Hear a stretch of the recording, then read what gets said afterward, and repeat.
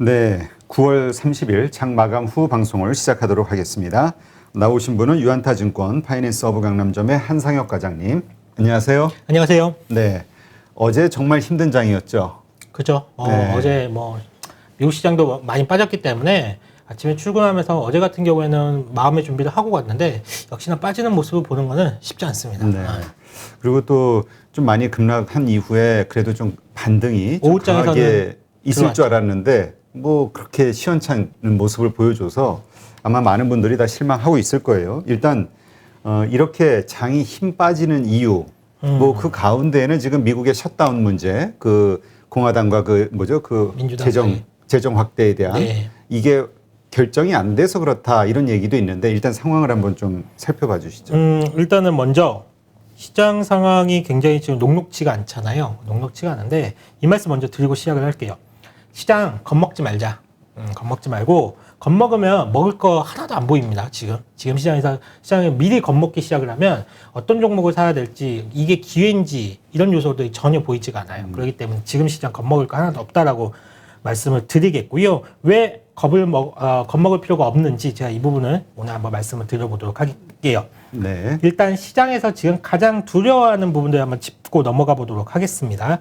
일단 미국의 셧다운 그리고 디폴트 이런 부분들 그리고 금리의 상승, 미국 금리의 상승 이런 부분들이 전부 한 카테고리에 묶여가지고 지금 시장을 짓누르는 악재 중에 하나인데요. 일단 미국은 셧다운하고 디폴트 이슈가 있는데 이걸 혼용해서 그러니까 혼용해서 생각하시는 분들이 계시더라고요. 셧다운 디폴트. 근데 이거 혼용해서 두 개 이슈가 다른 겁니다. 지금. 그렇죠. 네, 두 개 이슈가 다른 건데 뉴스를 본다고 하더라도 헷갈려 하시는 분들 계실 것 같은데 셧다운은요. 미국 정부가 문을 닫는 거예요. 그렇죠. 문을 닫는 거고 이게 미국 같은 경우는 회기의 시작이 10월입니다. 10월이고 즉 10월 1일부터는 내년도 예산안을 확정을 해서 그래야만 내년도 자금 집행이 정부가 가능하거든요.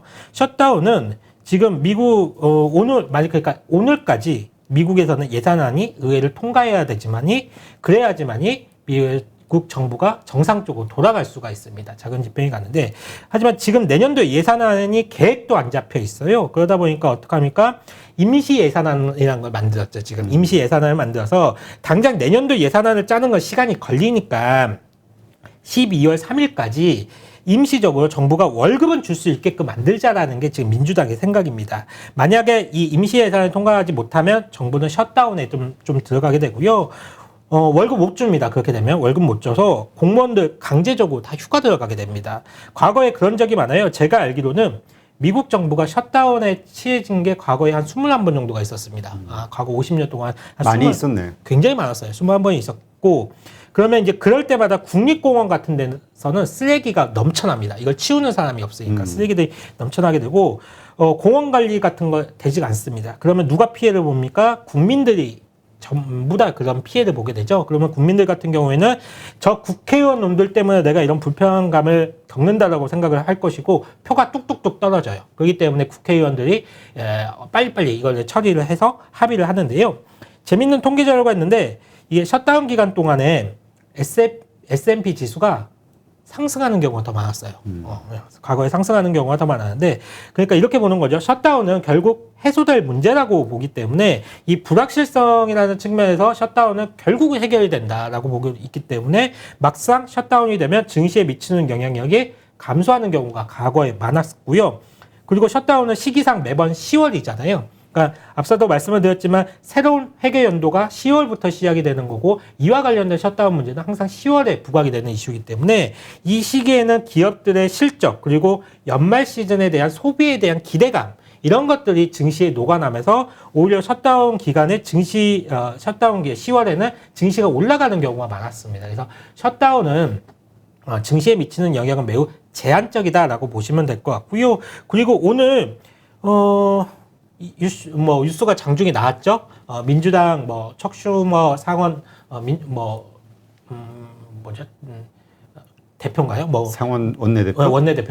원내대표가 임시 예산안 같은 경우에는 공화당과 합의를 했다라는 부분이 나왔습니다. 장중에 얘기가 나오면서 임시 예산안 같은 경우에는 오늘 처리가 될 것 같은데 오늘 미국장에서 한번 흐름을 한번 지켜보시면 될 것 같고요. 그리고 두 번째 두 번째 이슈는 이제 미국의 디폴트입니다. 이 디폴트는 그러니까 채무 불이행 사태예요. 그러니까 엊그저께 자네 옐런 재무장관이 미국 재무부가 보유한 현금이 10월 18일이면 바닥이 납니다라고 좀 말씀을 하셨잖아요. 네. 미국은 그러니까 부채로 먹고 사는 국가입니다. 그러니까 기축통화라는 그 달러를 발행을 해서 달러를 수출을 하고 물건을 사오는 구조거든요. 그러니까 미국의 무역 수지는 매번 적자입니다. 매번 적자일 수밖에 없어요. 미국의 무역 수지가 흑자라는 거는 이건 매우 잘못된 겁니다. 기축통화의 달러의 지위가 변했다라는 뜻이기 때문에 아무튼 뭐 미국은 부채로 먹고 사는 국가인데 이 부채 한도를 국회에서 정해주게 됩니다. 현재는 부채 한도가 22조 달러예요. 이게 원래 2019년에 다시 한번 부채 한도가 상향되는 논의가 되었어야만 했는데 2년 동안 이걸 유예를 시켜놨어요. 그리고 팬데믹이 터지고 지금 부채는 28조 달러입니다. 그러니까 마이너스 통장 한도를 넘겨서 지금 돈을 쓰고 있는 거예요. 현재 미국 재무부가 신규로 채권을 발행을 못합니다. 지금 현재로서는 발행을 못하고 그러니까 자금 조달을 할 수 없으니까 미국 재무부가 돈이 없는 거예요. 매달 이자는 갚아야 되는데 돈이 없는 부분, 이 부분은 옐런 재무장관이 짚고 있습니다. 말씀을 하시고 계시는 건데요. 10월 18일이면 우리가 통장에 앵꼬나요 라고는 말씀을 지금 하고 계시는 건데 그렇다라고 하면 이론적으로 미국이 채무 불이행 사태가 벌어지는 거고 디폴트가 나는 거예요. 마치 헝다 사태처럼 이렇게 난다라고 보시면 될 것 같고 미국 재무부, 미국 정부가 그런 헝다 사태처럼 부도가 난다라는 거예요. 해서 이런 채무 불이행 사태를 막기 위해서 부채 한도를 상향한다든지 이걸 다시 한번 유예시켜야 되는데 하원에서는 일단은 내년 12월 16일까지 유예시키는 법안을 처리를 했습니다. 그리고 상원으로 넘겼죠. 상원으로 넘겼는데 상원에서 이거를 부결시켜 버렸죠. 왜 그랬냐? 민주당은 앞서 말씀드렸던 임시예산안, 임시예산안과 부채한도 유예 법안을 동시에 같이 패키지로 처리하려고 했거든요. 근데 공화당이 이걸 반대하고 있죠. 공화당의 주장은 오늘 처리를 하겠다라고 하는 그 임시 예산안만 먼저 처리를 하고 그 부채 한도를 뭐 상향하는 부분에 대해서는 우리는 반대한다 이렇게 주장을 하고 있기 때문에 사안인 만큼 두 개 법안을 동시에 밀어붙이려는 민주당이 이번에 한 발을 뺀 겁니다. 뒤로. 그러면서 당장 내일이면 미국 정부가 셧다운될 상황이기 때문에 그러면 셧다운되면 지금 백신도 못 맞아요. 그렇죠. 백신도 못 맞고 하기 때문에 미국 경제에 미치는 영향력이 상당히 크기 때문에 급한 대로 임시 예산안부터 먼저 처리를 하겠다라고 보시면 될 것 같습니다. 그렇다라고 하면 이제 남은 것은 부채 한도 이슈? 이것만 이제 남은 상황이죠. 부채 한도가 유예가 되든 상향이 되든 이렇게 되지 못하라고 하면 미국 정부는 이론상 디폴트 상태에 나는 건데 이는 과거에도 미국의 신용등급에 영향을 미친 적이 있었기 때문에 자네 옐런 재무장관이 만약에 디폴트가 날 경우에 파국을 맞이할 것이다라는 경고를 좀 하고 있습니다. 제가 자꾸 이론상 디폴트라고 말씀을 드리고 있는데요. 사실상 왜 이론상이라고 말씀을 드리냐면 미국 정부가 돈을 떼먹을 일은 사실상 없잖아요. 얘네들이 지금 돈이 없어서 지금 못 주고 있는 건 아니잖아요. 그래서 돈을 떼먹을 일은 없어요. 돈이 없으면 그냥 종이에 잉크 발라가지고 채권 발행하면 돼요. 기계 돌려가지고 그냥 달러 찍어내서 주면 됩니다, 이거. 근데 지금 실제로 이제 돈을 떼먹을 리는 없다라고 하지만 협상이 이게 타결되는 게 며칠 뒤에 타결이 될 수가 있잖아요. 그렇죠. 10월 18일이 돈이 없다라고 했는데 막상 협상을 마무리가 되는 건 뭐 10월 20일 이렇게 해가지고 뒤늦게 협상이 될 수가 있잖아요. 그렇게 된다라고 하면 무슨 문제가 생기느냐? 미국의 그러니까 자산운용사라든지 신탁사들이 이게 전산상에서 이를 반영할 수가 없대요. 그러니까 딱 오늘이 만기인데 2, 3일 뒤에 돈이 들어올 게 100% 확실하다라고 하더라도 일단 오늘 만기를 지나면 디폴트가 나버리는 거예요. 그렇지. 그러니까 전산상에서 이게 다 그냥 제로가 돼버리는 거예요. 그러면 이렇게 돼버린다라고 하면 며칠 뒤에 이걸 해결이 된다라고 하더라도 이게 전산상에서 지금 반영이 안 된다라고 하고 있으니까 상당한 큰 문제를 발생할 수밖에 없다라는 거죠. 그러니까 이제 JP 모건의 이제 다이먼 CEO 같은 경우에는 이런 말을 했죠.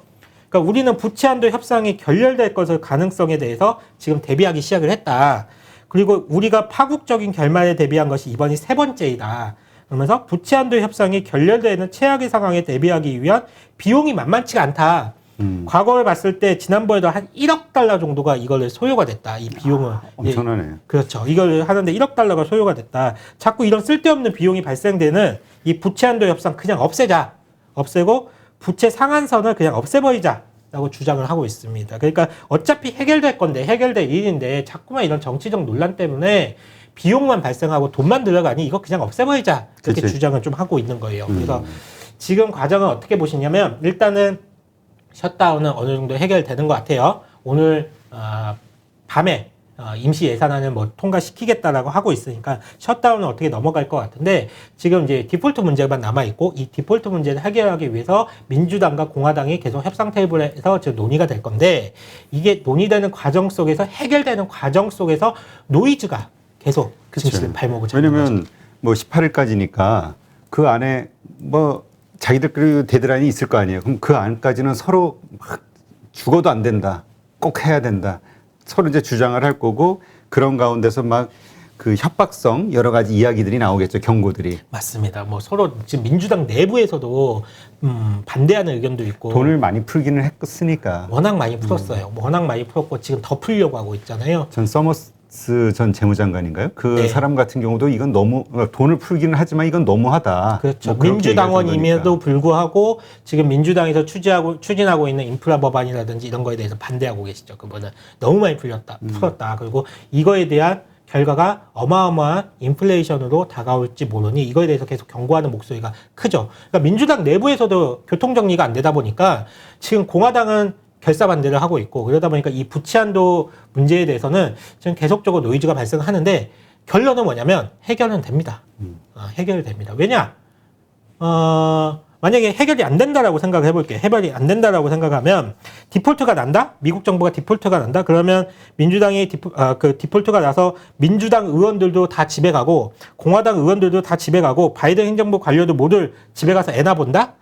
이런 일은 벌어지는 않습니다. 그리고 지금 결국은 디폴트는 나지는 않을 것이고 이걸 해결할 수 있는 방안을 어떻게든 마련을 할 것이고 또 이거 재밌는 게 있는데 이런 논의도 있어요. 민주당 의원 중에 한 분이 이제 이런 주장을 하시던데 기념주화를 발행하자는 얘기가 있어요. 기념주화. 이게 그렇잖아요. 달러를 발행하고, 그러니까 발권력은, 달러를 발행할 수 있는 발권력은 정부에 있지 않잖아요. 그렇죠. 중앙은행에 있잖아요. 연준에게 있죠. 예, 그리고 그 대신에 기념주화를 발행을 할 수 있대요. 미국 정부가. 그러면 한 1조 달러 정도의 기념주화를 이제 발행을 하는 거예요. 이것을 연준에 예치를 하는 거죠. 그리고 돈을 끌어오는 거예요. 연준한테서. 그래서 이걸 가지고 우리가 해결을 하자 이렇게 주장하시는 분도 계세요. 그러니까 결국은 어떤 방식으로든 이 문제가 해결이 될 건데 근데 만약에 공화당을 배제하고 이 문제를 그냥 민주당 단독으로 해결을 해버리면 앞으로 모든 사안에 대해서 공화당은 보이콧을 합니다. 그러니까 모든 앞으로 진행돼야 될 미국에 대한 의회 진행 절차들이 상당히 어려움을 겪을 수밖에 없기 때문에 민주당 역시도 공화당과 끝까지 협상을 하려고 할 겁니다. 예, 그렇죠. 이게 뭐 앞으로 남은 그 정치 일정이 있는데 이거 하나 가지고 그냥 밀어붙이면 뭐 대화가 안 되겠죠. 그러니까 하여튼 그 가운데에서 이제 주고받고 하는 더 많이 얻고자 하여튼 아까 얘기했듯이 큰 노이즈가 발생이 될 거고 우리는 그냥 뭐 매번 있었던 일인데 이게 뭐 중요할까 이렇게 생각은 하지만 어쨌든 그런 노이즈들로 인해서 시장은 흔들린다는 게 지금 문제잖아요. 언론에서도 굉장히 자극적인 표현을 많이 해요. 왜냐면 이게 또 언론 입장에서는 되는 장사잖아요. 또 사람들의 관심을 끌 수 있는 그렇죠. 이슈고. 그러니까 디폴트가 파국적인 결말을 치달을 것이다. 그래서 굉장히 단어들을 이렇게 자극적인 단어를 많이들 쓰시더라고요. 근데 사실 이거는 해결될 문제입니다. 해결될 문제이기 때문에 저는 이번에 디폴트와 관련해서 그리고 셧다운과 관련해서 증시가 빠진다. 이거는 강력한 매수 기회다라고 보고 있습니다. 네. 근데 이제 문제는 이게 빠지는 이유가 이것만일까? 이게 이제 문제잖아요. 그렇죠. 지금 중국에서도 복잡한 이야기들이 좀 들리고. 또 하나의 이슈가 지금 시장을 짓누르는 이슈 하나 중에 하나가 금리 상승이잖아요. 그렇죠. 예, 금리 상승이 있는데 이게 앞서 말씀드렸던 이 부채 한도 이슈와 맞물려 가지고 지금 금리 상승도 지금 봐야 되거든요. 제가 한 두어 달 전쯤에 그런 말씀을 드리고 간 적이 있어요. 미국은 부채 한도가 결정되기 전까지 신규로 채권을 발행할 수가 없다. 그러면서 연준에서는 매달 1,200억 달러씩 양적 완화 정책을 좀 펼치면서 채권을 매입을 하고 있는데 즉 시장에서 공급되는 채권의 양은 줄어들고 수요는 계속적으로 있으면 공급보다 수요가 크게 된다라고 하면 채권 가격은 올라갈 수밖에 없고 금리는 빠진다라고 말씀을 드렸습니다. 이렇게 말씀을 드렸는데 금리 수준 한번 보도록 할게요. 준비된 자료 한번 보도록 할게요. 보시면 한 두 달 전쯤에 그런 말씀을 드렸는데 한 이 구간이었죠. 한 7월 정도? 이건 6월, 7월 정도? 이 구간에서 금리가 빠지는 구간에서 제가 새롭게 미국 정부에서는 채권 발행할 수가 없어요. 그러니까 채권 가격이 상승을 할 수밖에 없는 거고 그러면 금리가 빠지는 겁니다. 그래서 빠졌습니다. 실제로 빠졌고 그러면 지금 어떻게 되느냐. 지금 한 3월 정도까지 지난 3월까지 금리 수준이 한 1.74 이 정도였어요. 그리고 최근에 금리가 올라왔다라고 하지만 1.54 정도거든요. 물론 이제 간밤에 조금 빠지긴 했지만 1.54인데 그러니까 절대적인 수준을 놓고 본다라고 하면 이거 절대적인 수준이 높은 거 아니에요. 지난 3월보다도 훨씬 더 낮은 수준이에요. 그리고 팬데믹 이전 그러니까 팬데믹 이전이라고 하면 2020년 한 3월 이전이라고 보시면 돼요. 이때가 되겠죠? 이때 금리 수준이 한 뭐 1.6 그리고 그 전에는 한 2% 이렇게 가까이 됐었어요. 그러니까 금리 자체 레벨 자체가 지금 1.54가 뭐 금리가 올라와서 큰일 나네 어쩌니 이게 그런 문제가 아니에요. 금리가 올라오는 거는 당연한 수순이라고 보시면 될 것 같고요. 그러면 최근에 금리가 어떻게 올라왔느냐, 왜 올라왔느냐? 물론 인플레이션에 대한 우려감이 있습니다. 인플레이션 우려감 때문에 금리가 올라간 거 분명히 맞고 거기에 보게 된다라고 하면 부채 한도가 결정되는 시기가 다가오잖아요. 네. 그러니까 유예가 되든 상향이 되든 옐런 재무장관이 10월 18일이면 이제 돈이 없다라고 했잖아요. 뭐 그 전후에 그냥 뭔가가 결정이 될 거잖아요. 그러면 미국 재무부가 다시 채권을 발행할 수 있다는 얘기가 되겠죠? 그러면 또 미국 연준은 조만간 테이퍼링을 도입한다라고 하고 있죠. 지금 상황은 채권 시장의 공급이 증가하고 수요가 감소할 수 있는 상황이 만들어진 거예요. 그러니까 공급이 수요보다 많아지면 공급이 더 많아진다. 그렇다면 어떻게 된다? 채권 가격은 떨어지고 금리는 상승하는 거예요. 이런 부분들이 부채 한도가 결정되는 딱 5월 며칠부터 딱 그날부터 시작될까? 시장은 그렇지 않아요. 미리 움직이죠, 당연히. 시장은 미리 움직이는 거고 채권 공급량이 많아질 것으로 예상하는 트레이더들이 당연히 채권을 미리미리 줄일 수도 있는 거고 자연스럽게 그 과정 속에서 금리가 올라가고 있는 겁니다. 그러니까 지금 금리가 상승하는 것은 미국 재무부가 채권을 발행하지 못했던 비정상적인 상황에서 정상적인 상황으로 되돌아가는 아주 자연스러운 현상이에요. 그렇기 때문에 금리가 올라가기 때문에 주식을 팔아야 된다? 저는 절대 그렇게 보고 있지 않습니다. 금리의 레벨 자체도 굉장히 절대적인 레벨 자체도 낮을 뿐더러 지금은 비정상에서 정상적으로 돌아가는 사정인데 이 과정에서 주식을 팔아야 된다? 저는 그렇게 보고 있지 않습니다. 그렇기 때문에 우리 유튜브를 보시는 시청자분들도 금리가 올라가는 거에 대해서 너무 두려움을 가질 필요가 없다라고 보고 있어요. 네. 지금 그러니까 10년물 장기 국채금리 요거가 이제 자꾸 올라가는 거에 대해서 이제 불안감을 갖고 시장이 흔들리는 거잖아요. 네. 원래 이제 주식과 채권은 서로 반대로 가는 경우가 있으니까 채권 가격이 올라가니까 당연히 주식 이제 팔고 저쪽으로 뭐 이전을 해야 되는 거 아니냐 이러저러한 걱정들 때문에 또 인플레이션이라든가 그러니까 그러한 것들이 지금 이야기하신 그런 이유이기 때문에 너무 걱정할 필요 없다. 이게 만약에 비정상적인 경제 상황으로 인해서 지금 뭐 주식을 팔아야 되고 구조적인 문제라고 한다라고 하면 주식을 파는 게 맞는데 지금 금리가 올라오는 거는 그냥 정상적인 상황에 정상적으로 비정상적인 상황이 정상적으로 되돌아가는 과정이에요. 그렇기 때문에 지금 시장 상황에서는 절대적으로 주식을 시장이 밀린다라고 주식을 팔면 안 될 것 같고요. 그러면 어떤 투자를 해야 될까?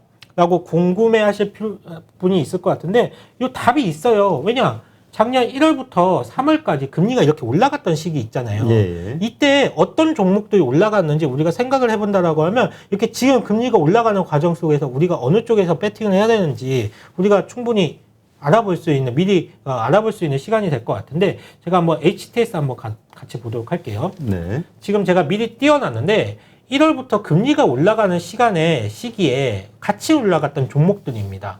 이거 지금 현대미포조선이거든요. 보시면 이때가 1월 달이었고요. 그때부터 금리가 올라가는 시기에 지금 보신다라고 하면 계속적으로 잘 우상향하는 금리가 올라가는 시기가 4월까지 그리고 4월 말까지 금리가 올라갔다라고 하면 딱 그때까지 지금 이 종목들이 올라갔거든요. 그러면 또 하나 볼게요. 그 다음에 대표적으로 금리가 올라갔을 때 수혜를 받을 수 있는 종목은 당연히 은행주가 되겠죠. 그렇죠. 은행주 역시도 1월부터 해가지고 주가 상승을 보였습니다. 마찬가지로 4월 말까지 해가지고 금리 상승에 대한 수혜를 받았었고, 마찬가지 보험주도 마찬가지예요. 제가 따로 보여드리지는 않았지만 은행주, 보험주들 이런 종목들 당연히 금리 인상과 관련해서 수혜 종목이라고 보시면 될 것 같고요. 다음으로 포스코 역시도 1월부터 해가지고 금리 상승기에 올랐습니다. 철강주들, 경기 민감주들 오를 수 있고요. 그 다음에 현대제철 마찬가지로 올랐습니다. 그렇다라고 하면 지금 우리가 봐야 되는, 그러니까 우리가 봐야 되는 섹터가 어디인가? 금리가 이렇게 올라가고 있다라고 하면 당연히 은행주들, 그리고 철강주들, 그리고 경기민감주의 조선주들 이런 종목들 우리가 지금 올라간 폭이 없잖아요. 지금 보시면 금리는 올라가고 있는데 주가는 아직까지 반응을 못 하고 있잖아요. 그러면 이런 쪽을 우리가 한번 노려보신다라고 하면 좋은 투자 기회가 될 수 있다라고 보고 있습니다.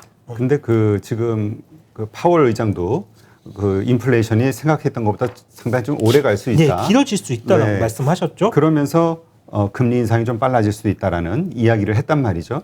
근데 원래 금리 인상이 된다라는 건 주식시장의 악재이잖아요. 그러한 것으로 오는 어떤 불안감에 의한 시장의 어떤 이런 변동성, 이 부분은 어떻게 봐야 될까요?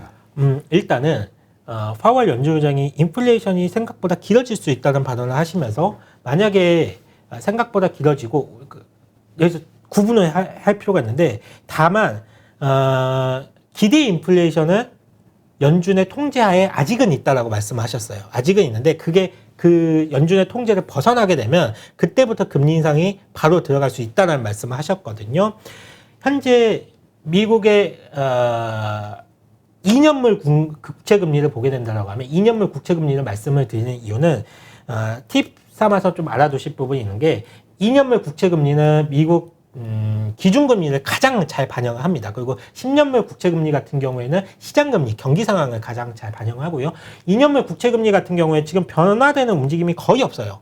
그러니까 기준금리가 당장 올라갈 것 같다라는 시각은 없는 거예요. 지금 시장에서는. 그리고 지금 움직이는 것은 10년물 금리가 올라가는 건데, 10년물 금리가 올라가는 거는 아무래도 경기 부분을 좀 반영을 할 수가 있는 부분인 거고, 인플레이션을 좀 반영을 할 수 있는 부분인데, 저는 구분지어서 생각을 좀 하고 있습니다.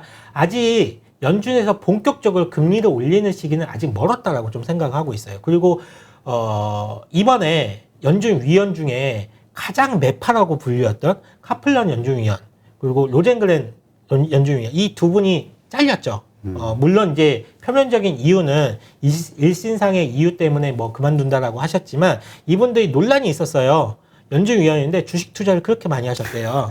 네. 그랬죠. 네, 그러면서 좀 논란이 있었어요. 그래서 이게 연준위원인데 이거 주식 투자 이렇게 많이 하는 게 해도 되는지 안 되는지 논란이 있었는데, 아무튼 그런 논란이 있고 난 다음에 두 분 다 그냥 일신상의 이유로 그만둔다라고 하셨는데, 제가 볼 때 잘린 거죠. 잘린 거라고 보고 있어요. 근데 이런 매파적인 두 분이 이번에 내려오셨기 때문에 다음 연준위원이 과연 누가 될지, 이 부분이 상당히 중요할 것 같은데, 제가 볼 때는 비두글적 성향인 인물이 그 자리를 채워질 것 같습니다. 그렇다라고 하면 제가 볼 때는 연준에서 금리가 인상된다라는 거, 그거는 아직 먼 미래다라고 좀 보고 있어요. 그러니까 이것도 역시 노이즈에 불과하다. 네. 시장에 확 어떤 흔들 만한 펀더멘탈을 바꿀 만한 이슈가 아니라. 알겠습니다. 네, 그래서 이제 지금은 겁먹지 말고 이런 노이즈로 인해서 떨어지는 주식, 좋은 주식들을 사야 되는데, 사야 된다고 보고 그것도 있습니다. 이제 지난 금리가 상승되던 시기, 올 초 그때 상승했던 주식들, 종목들에 집중을 해보자. 예, 이렇게 맞습니다. 정리해 보면 되겠네요. 예, 그 주식들은 어떤 건지, 근데 대부분 다 그때 오르지 않았나? 상반기에? 경기 민감주들이 좀 많이 올랐고요. 이 당시에 근데 이런 경기 민감주들에 대해서는 지금 피크아웃 논란이 있잖아요. 그것 때문에 지금 주가가 빠졌던 거고. 그러니까 빠졌기 때문에 지금 사야 된다고 보고 있는 거예요. 금리가 스슬슬 올라오고 있으니까. 그리고 금리가 올라오는 구간에서 확실히 1, 2월 때 생각을 해본다라고 하면, 그 당시에 성장주도이라고 얘기를 하는, 지금은 가장 뜨거운 종목들은 2차전지 관련 종목들이 그 당시에 쉬었어요. 주가 움직임이 그렇게 좋지가 않았었거든요.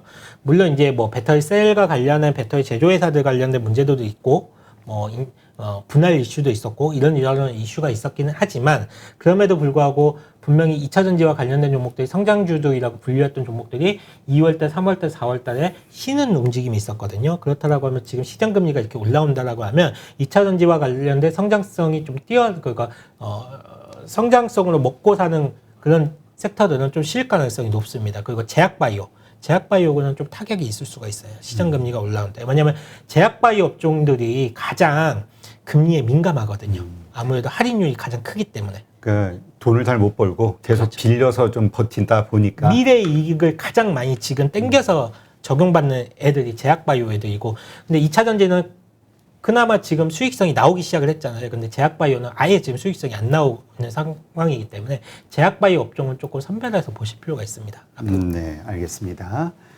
자, 그러면 이번엔 그 독일 총선 관련한 이야기를 해볼까요? 독일 총선에서 우리 지난 시간에도 뭐 좀 살펴봤었는데 사회민주당의 올라프 숄츠 대표가 이겼다 이런 이제 뉴스가 나왔는데 이게 뭘 의미하는지 한번 좀 짚어볼까요? 예, 지난번 시간에 추석 이후에 독일 총선 결과를 한번 주목해 봐야 된다라고 말씀을 드리고 간 적이 있습니다. 그리고 독일 총선 결과가 나왔습니다. 그리고 제1당이 바뀌었어요. 기존의 기민련이 196석을 차지한 반면에 3인당은 206석을 좀 차지를 했습니다. 그런데 이게 참 박빙의 승부였던 것 같아요. 1당과 2당의 의석수가 한 10석 정도밖에 차이가 안 나니까 참 박빙의 승부였던 것 같고요. 이렇게 되면 독일의 정부 구성안이 두 가지의 경우의 수가 생깁니다. 연정을 구성을 해야 되거든요. 어쨌거나 과반수를 못 채웠어요. 과반수를 못 채웠기 때문에 연정을 구성을 해야 되는데 첫 번째 방안으로는 제1정당이 된 3인당을 중심으로 해가지고 녹색당 그리고 자민당 이렇게 해서 연정이 형성될 가능성이 높고요. 두 번째 방안으로는 제2정당으로 밀린 기민련을 중심으로 녹색당, 자민당 해가지고 연정이 구성될 가능성이 높습니다. 현재 연정 구성에 정해진 기간은 없다라고 해요. 그래서 당분간은 주요 정당들이 대화를 통해서 연정 구성 시도가 이어질 전망인데 여기서 재밌는 것은 선거에서 승리한 거는 3인당이잖아요. 그 기민련이 두 번째 정당이 됐잖아요. 근데 캐스팅 보트를 지게 된 거는 녹색당하고 자민당이 됐어요. 제3당하고 제4당이 어디에 3인당에 붙을지 기민령에 붙을지에 따라서 정부 구성이 바뀌게 됩니다. 그래서 캐스팅 보트는 녹색당하고 자민당이 지게 되었다라고 보시면 될 것 같고요. 여기서 주식 투자로 조금 아이디어를 끄집어낸다라고 하면 지난 시간에 3인당이 균형 재정을 폐지하고 확장적 재정 정책을 도입해야 된다라고 주장하는 정당이라고 말씀을 드린 바가 있어요. 제1당이 된 이상 그렇게 될 가능성이 상당히 높습니다. 그리고 캐스팅 보트를 지고 있는 녹색당 역시도 확장적 재정 정책을 매우 주장하는 정당이기 때문에 만약에 기민련을 중심으로 연정이 구성된다고 하더라도 지금 녹색당의 힘이 굉장히 커졌거든요. 그렇기 때문에 확장적인 재정 정책의 기조 반영은 어쩔 수 없다라고 좀 보고 있습니다. 그러면 독일이 확장적 재정 정책으로 전환이 된다라고 하면 유럽의 전반적인 정책들이 바뀌게 될 수도 있다라고 보시면 될 것 같고요.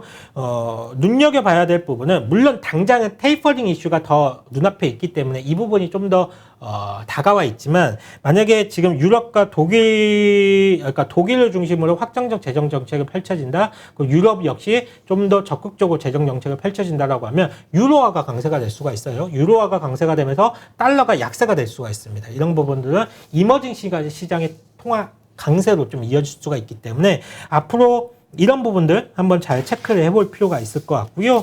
그리고 또 하나 녹색당이 캐스팅 보드를 지고 있다는 말씀을 드렸는데 3인당도 그렇지만 녹색당은 매우 적극적으로 기후변화에 대응하자라고 주장하는 당이에요. 이름부터가 뭔가 녹색당, 자연보호 느낌이 딱 나잖아요. 그렇기 때문에 그동안 메르켈 총리가 참 균형자 역할을 잘 했습니다. 아무래도 보수 색깔이 강한 기민련, 그러니까 어느 나라에든 보수 색깔이 강한 정당에서는 약간 좀 기후변화라든지 여기에 좀 소극적이거든요. 그 진보적인 정당의 기후변화와 관련된 탈탄소와 관련된 정책에서 매우 적극적으로 좀 내세우고 있는데 아무튼 3인당, 녹색당 중심으로 기후변화 연정이 탄생하게 된다라고 하면 그동안 독일에서 보여주었던, 그러니까 메르켈 총리가 보여주었던 그런 탈탄소와 관련된 정책들의 속도보다 훨씬 더 빠르게 정책적인 추진력이 나올 수가 있어요. 그렇기 때문에 이런 신재생에너지 뭐 당연히 뭐 풍력, 수소, 태양광, 그 전기차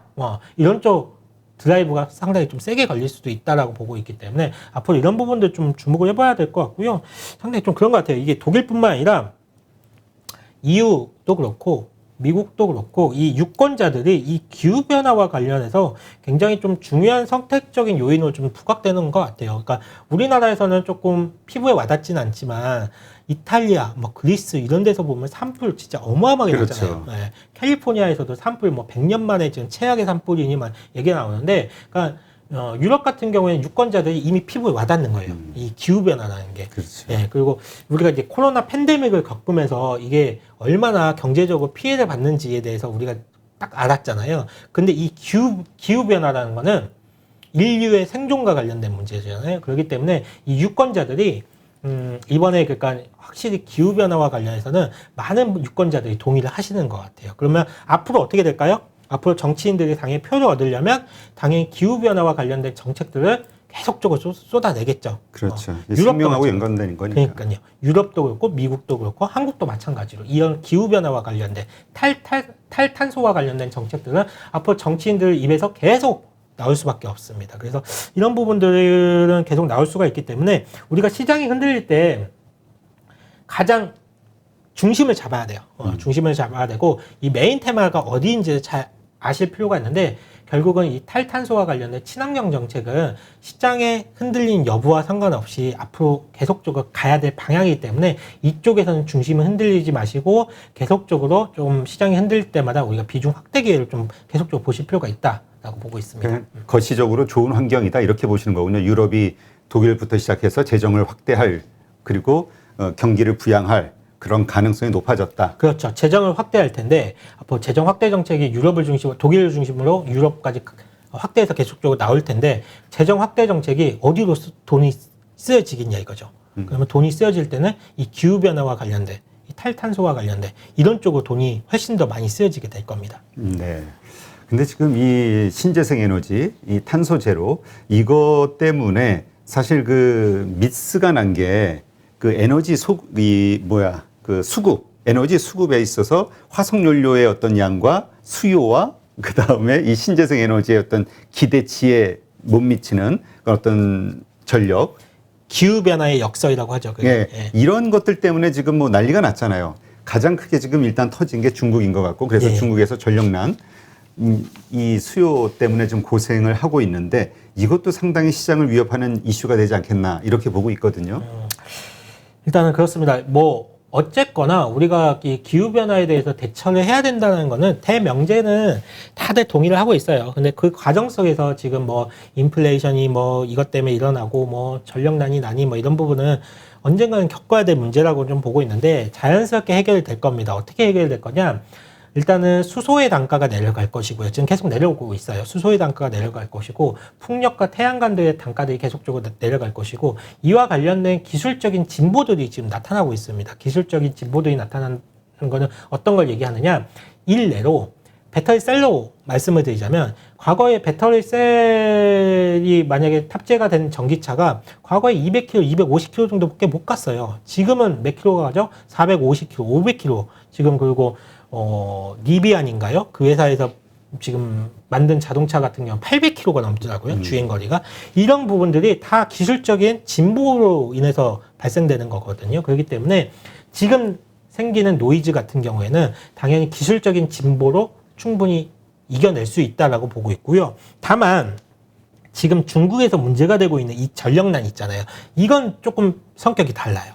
이건 성격이 좀 다른데, 왜 그러냐면, 물론 이제 기후변화와 관련해서도 영향이 있겠지만, 이와 관련해서 화석연료를 줄이는 과정 속에서 이제 나타나는 현상일 수도 있겠지만, 이게 사실 중국이 자충수를 튼 거예요. 사실 이게 호주와 문제잖아요. 지금 중국 같은 경우에는 중국이 호주하고 사이가 굉장히 좋았어요. 원래 호주하고 중국은 사이가 굉장히 좋았습니다. 그동안 호주는 외교는 미국을 중심으로 하겠지만 경제는 중국이 중심이다라고 해가지고 중국이 주도한 1대1로에도 참여를 했습니다. 1대1로에도 참여를 했었고, 당연하게 호주 자원의 최대 소비 국가가 중국이기 때문에 호주 입장에서는 중국이 최대 VIP 고객이었어요. 그렇죠. VVIP 고객이었어요. 그러다가 코로나가 터졌죠. 코로나가 터지면서 그 당시에 트럼프가 코로나의 발원지는 중국이다. 나는 이거에 대한 뚜렷한 증거를 가지고 있다. 물론 퇴임 때까지 증거를 제출하지 못했어요. 하지만 네. 자기는 증거를 다 갖고 있고 나는 모든 걸 알고 있다라고 주장을 하셨죠. 그분이. 그러면서 중국을 이제 지목을 했잖아요. 그렇게 됐고 하도 그렇게 나오니까 호주 정부가 그 당시 한마디 했어요. 뭐라고 했냐면 말만 그렇게 하지 말고 그러면 바이러스 발생 과정에 대해서 WHO가 정밀 조사를 하자 이렇게 한마디 했습니다. 그러니까 중국이 발끈했죠. 중국이라는 나라 자체가 중화사상 그러니까 세계의 중심에는 지들만 있고 나머지 국가들은 다 오랑캐다라고 보는 근성이 있어요. 걔들은 원래부터 그런 근성이 있는데 그러면서 이제 중국이 발끈하면서 중국이 호주한테 14개 항목에 대한 요구사항을 합니다. 한마디로 너 나랑 계속 거래를 할 거면 이런 거 조심해라고 경고장을 보낸 거예요. 거기에 보게 된다라고 하면 그 조항을 보게 된다라고 하면 거의 명령조예요, 다. 이게 그러니까 호주 정치인들은 중국을 차별하는 발언을 하지 마라부터 시작을 해서 호주에 있는 중국인들에 대한 수색, 압수행위 이런 거 하지 마라. 위구르, 홍콩, 대만 문제 간섭하지 마라. 호주 언론은 반중 보도를 막아라. 뭐 이런 것까지 다 해서 한 14개. 그러니까 국가 대 국가의 관계가 아니라 거의 신화국 대하듯이 그 당시에 중국이 그렇게 호주한테 했습니다.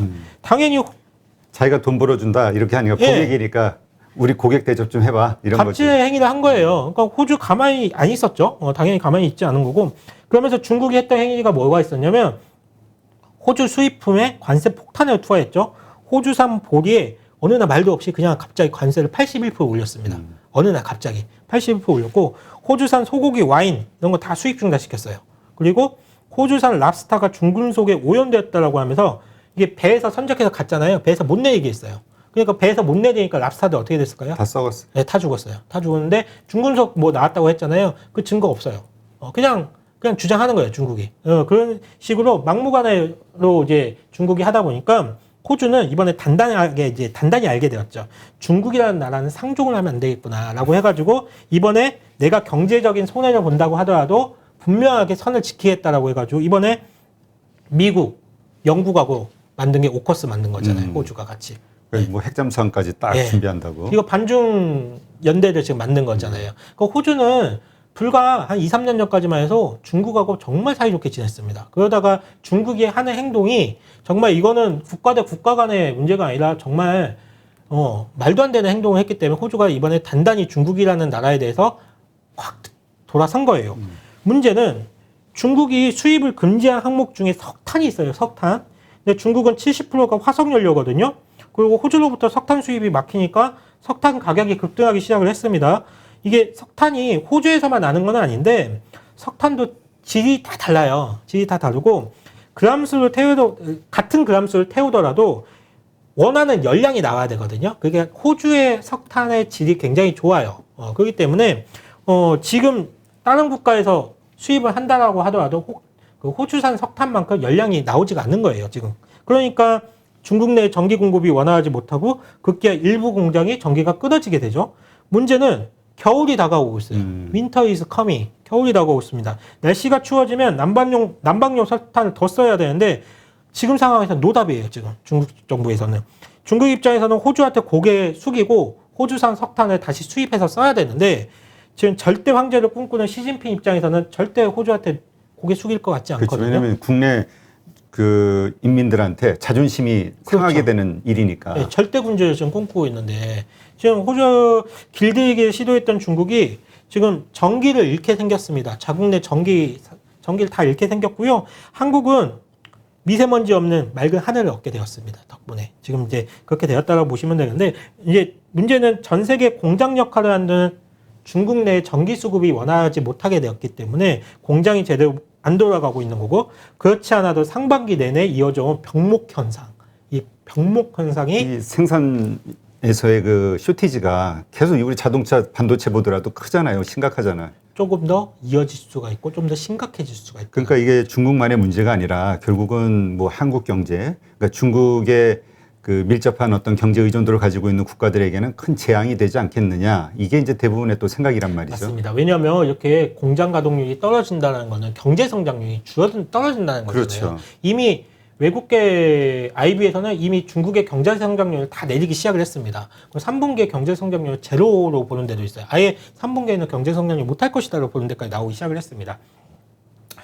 하지만 중국에서 지금 석탄을 호주산 말고 아까도 다른 국가에서 수입한다라고 했잖아요. 그렇죠. 다른 국가에서 수입을 많이 할 것 같아요. 일단은 수입을 많이 할 것 같고 어떻게든 이 부분에서 좀 넘기려고 애를 쓸 것 같은데 일단은 중국 경제 성장률에 미치는 영향이 굉장히 크기 때문에 이와 관련된 뉴스는 좀 체크를 해봐야 돼요. 그래서 저는 앞서 말씀드렸던 미국의 셧다운이라든지 디폴트라든지 금리 인상이라든지 이 이슈보다 조금 더 신경 쓰이는 문제는 중국의 전력난이 사실상 좀 더 신경 쓰이긴 해요. 그러니까 분명히 악재가 될 수도 있는데 문제는 이제 아까 우리 미국이 그랬던 것처럼 자기가 이렇게 망하는 거를 그렇게 지켜만 보고 있을 수는 없잖아요. 그렇죠. 마찬가지로 중국 정부에서도 뭔가 액션을 가하지 않겠냐. 맞습니다. 해결책을 찾지 않겠냐. 예, 시진핑은 지금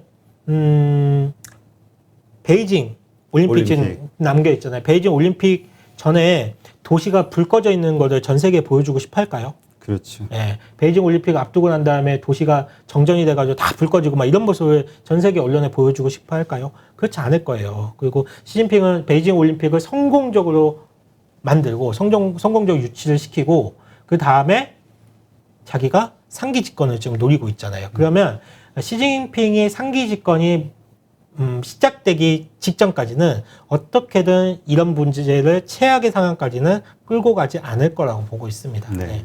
사실 이 이슈도 포함해서 우리 시장을 좀 불안하게 만드는 투자 심리를 낮추는 어떤 요소가 되지 않았나 이런 생각이 좀 들거든요. 그러나 어쨌든 이것도 그냥 노이즈에 불과할 수 있다. 그러니까 그런 기대감을 가질 만하다 이렇게 보시는 건가요? 네, 맞고요. 그리고 또 이와 관련해서 또 아무래도 중국에서 생산되는 물건들이 많다 보니까 또 수혜주들이 또 나올 수도 있어요. 이와 관련해서 지금 뭐 본다라고 하면 알루미늄 가격 뭐 최근에 뭐 급등한다라고 나오고 있잖아요. 이런 것들이 보면 전기가 제때제때 공급이 안 되니까 재련 과정에서 문제가 생기는 거거든요. 제때 이제 재련 생산이 안 되다 보니까 알루미늄 가격이 급등하고 있고, 그리고 최근에 이제 면화 가격 같은 것도 급등하고 있고 이런 부분들이 있는데, 물론 이게 인플레이션과 귀결이 되는 문제이긴 합니다. 모든 이제 원자재 가격이 올라간다는 거는 인플레이션과 귀결이 돼서 경제 전반적으로 미치는 영향이 있긴 한데, 여기서 또 투자 기회를 우리는 또 노려볼 수가 있어요.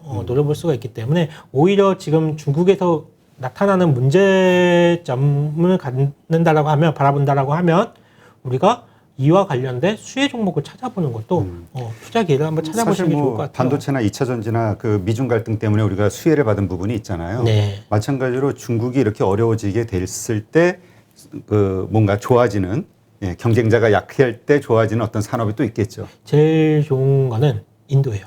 인도. 네. 그렇죠. 인도가 그렇지 않아도 미국이 글로벌 밸류 체인에 중국 대체로 지금 키우고 있는데. 네, 이번에 인도가 확 클 것 같아요.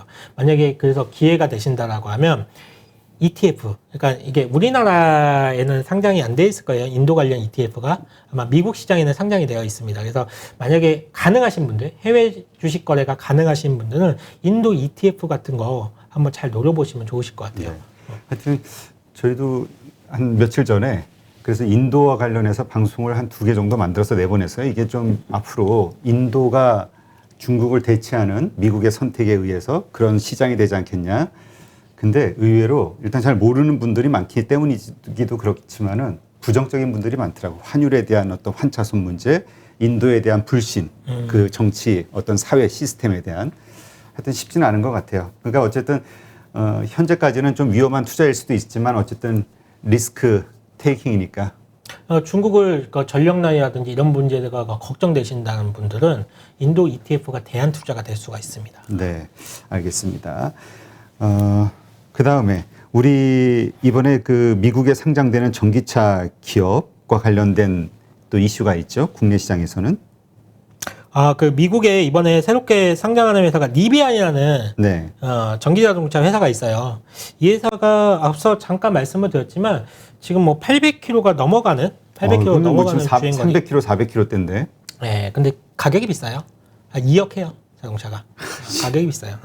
아무튼 뭐 있는데 뭐 리비안이라는 그래서 지금 최근에 좀 들썩들썩해요. 종목들 중에 리비안과 뭐 파트너십을 맺은 회사가 어디 더라 그러면서 막 종목들이 테마성을 움직이고 있는데요. 전반적으로 좀 그렇게 보시면 될 것 같아요. 결국은 전기 자동차 회사는 계속적으로 탄생을 할 수밖에 없거든요. 그렇죠. 지금 뭐 엄청나게 많아지겠죠. 네. 이게 완성차하고 달라요.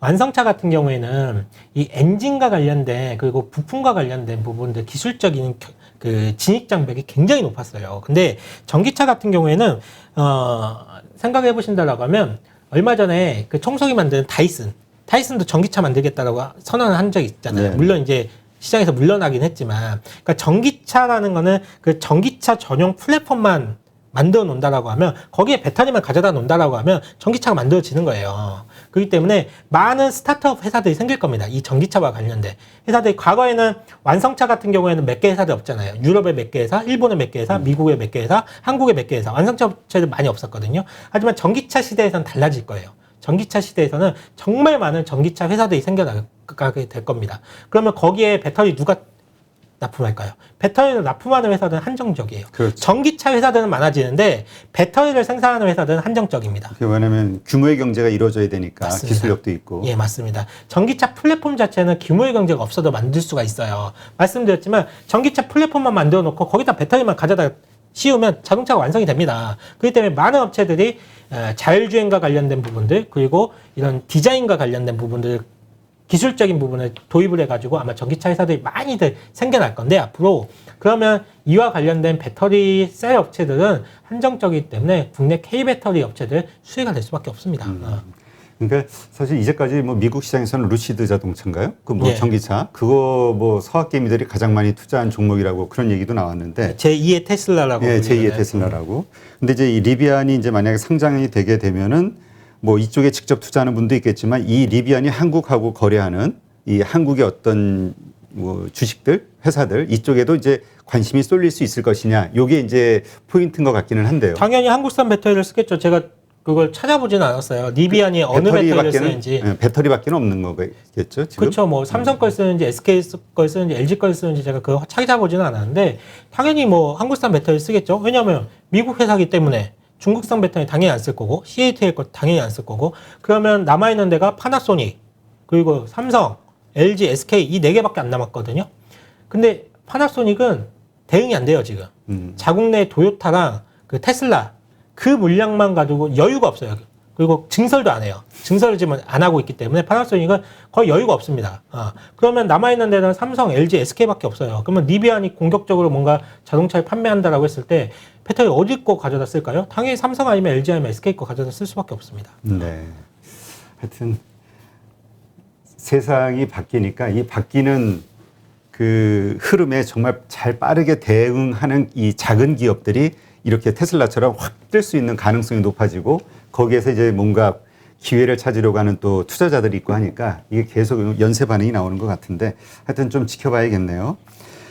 이거 말고도 좀 우리가 부정적인 것만 봤으니까 우리 주식시장에 좀 도움이 될 만한 이슈가 있다면 뭐가 있을까요? 일단은 이벤트 플레이로 한번 볼만한 섹터가 있는데 우주 테마가 좀 이벤트 플레이가 될 것 같거든요. 10월 21일에 전라남도 고흥 나로 우주센터에서 전라남도 고흥 가보셨어요? 예, 가봤어요. 유자. 저희 외가가 있는 곳입니다. 한 두어 번 가봤는데 네. 그 고흥에서 참 아름다운 곳이죠. 그거보다 고흥 주목을 무서워해야 된다 그러던데. 벌교구나 그게. 벌교 주먹. 유자하고 헷갈렸어요. 유자가 참 많이 나는 곳으로. 네, 맞습니다. 저희 외가가 있는 고흥이 고흥에서 이번에 21일에 누리호가 발사가 됩니다. 한국형 발사체인 누리호가 발사가 되는데요. 난 그 나로도를 가봤어, 맞아. 나로 거기 타고 들어가는데. 예, 맞습니다. 거기서 이제 우주선이 발사가 되는 건데요. 네. 이게 의미가 있는 게 사상 처음으로 온전히 우리 힘으로 개발한 발사체거든요. 네. 이게 그동안 지난 12년간 이와 발사체 개발을 위해서 돈을 어마어마하게 투자를 했어요. 한 2조 원을 여기다 쏟아부었습니다. 날씨 여건만 맞는다라고 하면 21일에 발사하게 될 거예요. 만약에 누리호가 성공이 된다라고 하면 한국은 세계에서 7번째로 우주 수송 능력을 갖춘 국가가 되는데요. 지금까지 대한민국의 우주 기술은 그러니까 계속적으로 발전을 해왔어요. 근데 이게 발사체 기술이 없었어요, 그동안. 그렇죠. 이게 그래서 보통 러시아 거 빌려 쓰잖아요. 네, 맞아요. 러시아 걸 가져다 썼는데, 그러니까 발사체, 그러니까 위성이나 우주선을 지구밖으로 이렇게 날리는 그 발사체 기술이 없었는데, 기술이 없다 보니까 매번 해외 시설을 이용을 했습니다. 해외 시설을 이용을 했고, 해외에서 시설 이용하다 보니까 어떻게 했죠? 해외에서 번호표 뽑고 기다리고 있었어요. 차례가 올 때까지. 그러다가 만약에 기다리다가 날씨가 안 좋으면 밀리죠. 날씨가 안 좋으면 밀리고. 그래서 여러모로 해외에 종속되어 왔던 우주 기술을 이번에 만약에 우리나라에서 그 누리호가 성공한다라고 하면 상용화 되는 거거든요. 그러면 대한민국 우주 기술 개발에 상당히 진척이 있을 거라고 보고 있고요. 그리고 굉장히 중요한 부분이 이 발사체 기술이 그러면 그동안 왜 없었냐라고 하면 이 발사체 기술이 굉장히 중요한 부분이에요. 이게 ICBM 이 기술하고 대륙간 탄도미사일 있잖아요. 그렇죠. 왜냐면 장거리 각도만 바꾸면은 그만큼 사거리가 나오는 거니까. 네, 맞습니다. 거기다 위에다가 핵탄두 장착을 하면 ICBM이 되는 거고, 그리고 그냥 일단 위성을 놔두면 인공위성 되는 거거든요. 그러니까 이 발사체 기술이 이 대륙간 탄도미사일 기술과 연관이 되어 있는 거기 때문에 미국이 이거 기술 이전하는 거를 전 세계적으로 막아놨어요. 그러니까 막아놨기 때문에 기술 이전 못해요. 그러니까 대신 만들어줘. 안 그러면 해외 시설을 이렇게 이용할 수밖에 없어요. 그러니까 그동안 러시아 걸 이용하는 거는 러시아 해외 기술 이전이 받을 수가 없기 때문에 러시아에 그러니까 만들어진 발사체를 가져다가 와가지고 우리가 그걸 실험했던 거예요. 우주선을 발사를 시켰는데 이번에 이제 우리 순수 기술로 발사체를 만약에 성공을 한다라고 하면 굉장히 의미가 있는. 지금 미사일 우리 그 사거리 뭐 이런 제한도 다 풀렸죠, 네, 완전히. 예, 풀리면서 이게 지금 진행이 되는 거예요. 그렇기 때문에. 이 10월 21일이에요. 10월 21일이니까 그 날짜 잘 체크를 해보시면 좋을 것 같고요. 그 전에 이제 우주와 관련된 종목들. 그렇죠. 우주 테마주들이 또 있죠. 만약에 뭐 예를 들어서 말씀을 드리면 하나 에어로스페이스, 하나 시스템, 하나 그룹이 아무래도 하나 에어로스페이스 같은 경우에는 이 누리호와 관련된 엔진 제작에 직접적으로 참여를 했습니다. 그리고 세트랙아이, 인텔리안테크 이런 우주와 관련된 종목들이 있거든요. 그런 종목들을 잘 지금부터 모아 가시다가 다만 10월 21일 전에 파시는 게 좋을 것 같아요. 그러니까 뭐든지 뉴스가 나오면은 떨어지잖아요. 그다음 이게 왜냐면 성공할지도 모르고 실패할 수도 맞아. 있잖아요. 실패할 수도 있어. 네, 그러니까 지난번에 보니까 맞아. 그 어디죠? 그 리처드 브랜슨이 하는 그 있잖아요. 우주항공 회사. 갑자기 이름이 생각이 안 나는데 그 발사를 놓고 전날 빠지더라고. 그런데 성공하니까 그냥 확 급등하고. 맞습니다. 그렇기 때문에 리스크가 있긴 있네요. 왜냐면 우린 100% 성공한다고 생각하면 안 되잖아. 성공할 수도 있고 실패할 수도 있잖아요. 그러니까 10월 21일이 누리호 발사일이라고 하면 그 전에 수익 구간이 나온다라고 하면 수익 실현 하시는 게 맞고, 만약에 이제 조금 일부는 나는 끝까지 한번 가봐야 되겠다. 해가지고 일부 수량을 좀 남겨두면 좋을 것 같은데, 사실 성공을 한다라고 하더라도 재료 소진으로 빠질 가능성이 높아요. 그렇죠. 때문에 그리고 사실 이제까지 이것 때문에 이걸 기점으로 이제까지 또 기대감으로 많이 올라온 것도 맞잖아요. 예, 맞습니다. 그렇기 때문에 이벤트까지는 뭐 기대감을 갖고 잘 보시고 모아 가시다가 이벤트 직전에 수익 실현 하시는 것도 좋은 전략으로 생각을 하고 있습니다. 근데 요즘은 다 같은 생각들을 해가지고 그만. 그 포인트를 앞보다 생각했던 것보다 조금 더 빨리 처리를 해야 된다고. 그러니까 주시하기 어려워요. 21일이라고 그랬으니까 한 18일에 처분해야 되는 거 아니에요 또?